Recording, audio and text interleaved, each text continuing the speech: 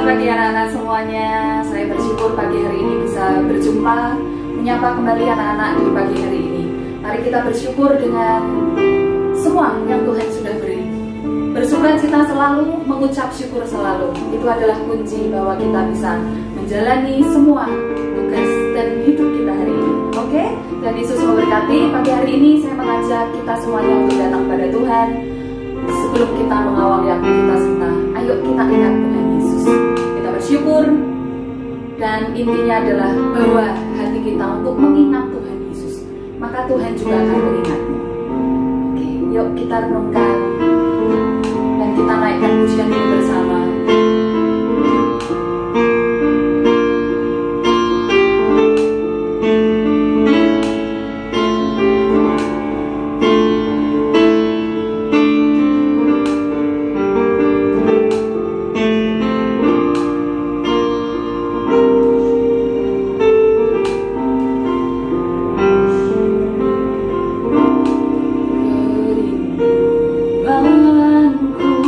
Kerinduanku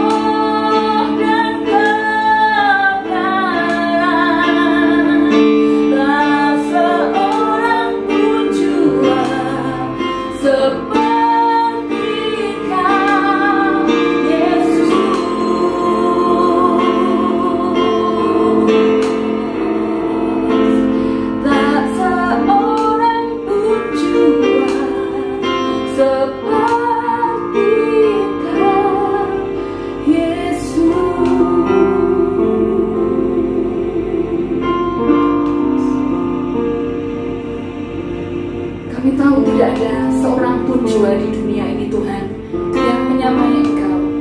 Tidak ada seorang pun yang kasihnya sehebat yang Kau miliki Tuhan buat kami. Ajari kami pagi hari ini, kami merenung ada kebaikan-kebaikan Tuhan yang selalu baik, yang Tuhan selalu beri dalam hidup kami.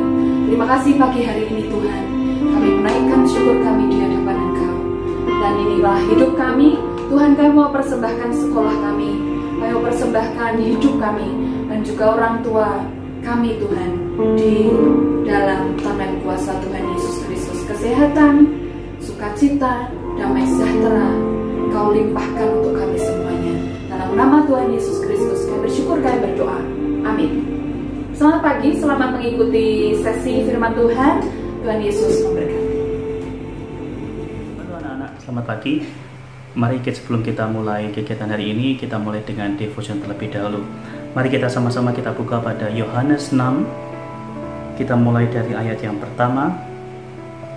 Yohanes 6, kita akan baca mulai dari ayat yang pertama. Sesudah itu Yesus berangkat ke Galilea, ke seberang danau Galilea, yaitu danau Tiberias. Orang banyak berbondong-bondong mengikuti dia karena mereka melihat mujizat-mujizat penyembuhan yang diadakannya terhadap orang-orang sakit. Dan Yesus naik ke atas gunung dan duduk di situ dengan murid-muridnya. Dan Paskah hari raya orang Yahudi sudah dekat. Ketika Yesus memandang sekelilingnya dan melihat bahwa orang banyak berbondong-bondong datang kepadanya, berkatalah ia kepada Filipus, "Di manakah kita akan membeli roti supaya mereka ini dapat makan?" Dan hal itu dikatakannya untuk mencobai dia, sebab ia sendiri tahu apa yang hendak dilakukannya. Jawab Filipus kepadanya, "Roti seharga 200 dinar tidak akan cukup untuk mereka ini, sekalipun masing-masing mendapat sepotong kecil saja." Seorang dari murid-muridnya, yaitu Andreas, saudara Simon Petrus, berkata kepadanya, "Di sini ada seorang anak yang mempunyai 5 roti jelai dan 2 ikan. Tetapi apakah artinya ini untuk orang sebanyak ini?" Kata Yesus, "Suruhlah orang-orang itu duduk." Adapun tempat itu banyak rumput, maka duduklah orang-orang itu, kira-kira 5.000 laki-laki banyaknya. Lalu Yesus mengambil roti itu, mengucap syukur dan membagi-bagikannya kepada mereka yang duduk di situ. Demikian juga dibuatnya dengan ikan-ikan itu sebanyak yang mereka kehendaki. Dan setelah mereka kenyang, ia berkata kepada murid-muridnya, "Kumpulkanlah potongan-potongan yang lebih, supaya tidak ada yang terbuang." Maka mereka pun mengumpulkannya dan mengisi 12 bakul penuh dengan potongan-potongan dari kelima roti jelai yang lebih setelah orang makan. Ketika orang-orang itu melihat mujizat yang telah diadakannya, mereka berkata, "Dia ini adalah benar-benar nabi yang akan datang ke dalam dunia." Karena Yesus tahu bahwa mereka hendak datang dan hendak membawa dia dengan paksa untuk menjadikan dia raja, yang menyingkir pula ke gunung seorang diri. Nah, anak-anakku, dari cerita Alkitab ini kita bisa melihat bagaimana seorang anak memberikan 5 roti jelai dan 2 ikan, dan hal itu dibuatnya hanya untuk memberi bantuan kepada murid-muridnya, agar murid-murid Yesus mereka dapat memberi makan sekian banyak ribu orang. Jika kita melihat dari ayat yang ada di atas, kita melihat bahwa di sana terdapat 5.000 orang laki-laki. Begitu banyak, begitu sangat tidak mungkin untuk bisa memberi mereka makan satu persatu. Akan tetapi pada saat murid-murid Yesus tidak tahu apa yang harus diperbuat, maka salah satu murid Yesus, Andreas, dia mendapatkan bahwa ada seorang anak laki-laki, ada seorang anak. Dia memberikan 5 roti dan 2 ikan kepada murid itu. Dan murid itu memberikannya kepada Yesus, dan Yesus mengucap syukur dan membagikannya kepada 5.000 orang laki-laki itu. Dan apa yang terjadi setelahnya? Ternyata dari 5 roti dan 2 ikan, 5.000 orang laki-laki, mereka semua kenyang dan mereka makan, dan bahkan lebih Karena dikatakan pada pada bagian ayat yang terakhir dikatakan bahwa tersisa 12 bakul penuh dengan potongan-potongan dari kelima roti jelai yang setelah orang tersebut makan. Nah, sekarang bagaimana kita lihat situasi kita saat ini? Kita melihat apa yang sebenarnya saat ini sedang terjadi. Mungkin kita bisa melihat sekitar kita begitu banyak orang kesusahan. Kita melihat bahwa kita pun sebagai orang, kita juga sedang dalam mengalami kesusahan. Tetapi dari ayat ini, dari bacaan Alkitab ini, kita bisa belajar. Sebenarnya dalam situasi apapun, tidak ada halangan untuk kita bisa memberi dan peduli terhadap satu sama lain. Justru pada saat seorang anak ini, dia memberikan 5 roti dan 2 ikan. Saya percaya apa yang dilakukannya itu betul-betul tulus dan penuh dengan kasih. Bahkan saya berpikir, mungkin 5 roti dan 2 ikan itu adalah bekal terakhirnya, bekal terakhir keluarganya.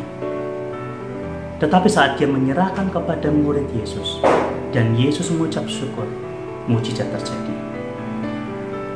Suatu kali saya pernah mendengar ada seorang keluarga yang saat ini, yang akhir-akhir ini sedang mengalami kesulitan. Dan pada awal-awal terjadi pandemi, mereka mengalami kesulitan ekonomi yang luar biasa. Dan dampak dari kesulitan tersebut berpengaruh dalam hubungan keluarga mereka, terutama kepada anak-anak mereka. Tetapi ada suatu perbuatan yang luar biasa yang dilakukan anak-anak tersebut. Mereka tidak meminta lebih kepada orang tua. Mereka tidak meminta untuk orang tuanya mencukupi kebutuhan mereka sehari-hari. Mereka tetap menerima apa yang didapatkan dari orang tuanya. Mereka tetap melakukan apa yang menjadi bagiannya. Tetapi ada suatu momen di mana anak tersebut, dia datang kepada orang tuanya setiap malam. Mereka mendoakan orang tuanya, dan mereka betul-betul bersungguh-sungguh bersekutu dalam doa. Dan tidak lama kemudian, dalam suatu keluarga ini mereka semua dipulihkan. Bahkan sampai saat ini mereka masih mengalami kemurahan yang daripada Tuhan. Mereka masih mampu bertahan hingga saat ini. Anak-anakku, jika engkau saat ini sedang mengharapkan datangnya sebuah mujizat, engkau saat ini mengharapkan datangnya sebuah pertolongan daripada Tuhan, mungkin pertolongan itu tidak jauh daripadamu. Mungkin sesungguhnya pertolongan itu membutuhkan sebuah kerelaan hati agar kau bisa memberi. Seperti ayat yang hari ini kita pelajari, bahwa dari sebuah pemberian, dari sebuah kasih yang kecil dapat menjadi sebuah permulaan dari sebuah mujizat yang besar. Mari kita bisa percaya, kita lakukan bagian dari kita, dan kita berikan yang terbaik bagi keluarga kita, bagi orang-orang sekitar kita. Mari kita berdoa. Bapa dalam kerajaan surga, kami mengucap syukur pada pagi hari ini kami boleh merenungkan firman-Mu Tuhan. Pada pagi hari ini kami boleh belajar untuk kami bisa memberi, untuk kami bisa memberikan yang terbaik, agar kami beroleh kasih daripada-Mu ya Tuhan. Kami percaya Tuhan, dalam situasi seperti ini penyertaan-Mu masih dan iya dan amin dalam hidup kami. Kami hanya perlu percaya, dan kami mau melakukan kasih. Kami tetap mau memberi dengan yang terbaik, dan kami mau mengasihi keluarga kami, dan kami mengasihi teman-teman kami. Terima kasih ya Tuhan. Sebentar kami akan mulai pekerjaan kami mulai belajar kami mohon berkati agar kami bisa memberikan yang terbaik, agar kami bisa memberikan yang paling baik yang bisa kami berikan. Terima kasih ya Tuhan. Di dalam nama Tuhan Yesus kami berdoa. Amin. Sampai jumpa.